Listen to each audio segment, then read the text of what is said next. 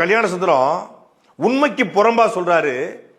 நாம் தமிழர் கட்சியுடைய தலைமை ஒருங்கிணைப்பாளர் சீமான் அவர்கள் 3 லட்சம் ரூபாய் வாடகை வீட்டில் இருக்காரு. அதை தம்பிமார்கள் காசுல நீங்க வாடகை வீட்டில் இருக்காருன்னு சொல்றாங்க. நீங்க சரியான ஆளா இருந்தா 1 to 1 டிபேட் கல்யாண சுந்தரம் இந்த ஆதாரத்தை காட்டணும். நாம் தமிழர் கட்சியின் தலைமை சீமான் அவர்கள் வீட்டு குடியிருக்கிற வீட்டினுடைய வாடகை எந்த கட்சிக்காரன் கொடுத்தான்? யார் கொடுத்தாங்க?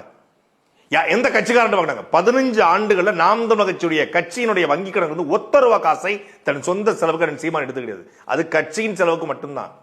எந்த தம்பி கிட்ட வாங்கினாரு? அந்த தம்பி உங்ககிட்ட சொன்னாங்களா?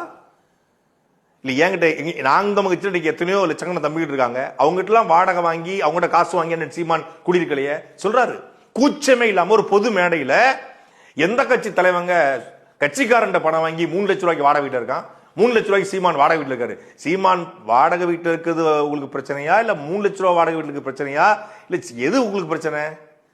எந்த கட்சிக்காரங்கிட்ட அண்ணன் சீமான் அவர்கள் காசு வாங்கி வாடகை வீட்டில் குடியிருக்காரு? அட்வான்ஸ் நீங்க கொடுத்தீங்களா?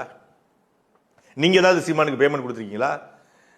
அண்ணே நீங்க பேசலாம் அண்ணே, பேசக்கூடாதுன்னு நினைச்சா நீங்க பேச வச்சுட்டீங்க. சீமான் அண்ணன் கட்சிக்காரன் பணம் வாங்கி வாடகை வீட்டில் இருந்தாரா?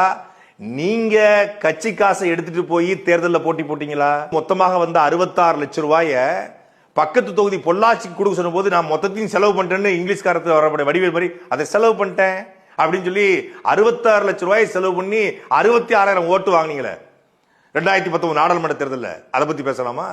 கட்சிக்காரன் பணம் வாங்குறத பத்தி கல்யாண சுந்தரம் யோக்கிய வர சொம்பெடுத்து உள்ள வைங்க மாதிரி யோக்கிய வேஷம் போடுறது. கற்பனை வாத்துல வராரு, உட்டோபியன் கற்பனை. ஆமா, நீங்க எந்த கல்லூரியில பேராசிரியர் இருந்தீங்க? Your guest lecture. நீங்க ஒரு விரிவுரையாளர், அவ்வளவுதான். அதுவும் பகுதி நேர விரிவுரையாளர். ஏன்னா பேராசிரியர் போட்டுக்கிறீங்க. பேராசிரியரா நீங்க வாழ்றீங்களே அது பேர் தான் உட்டோபியன் கற்பனை.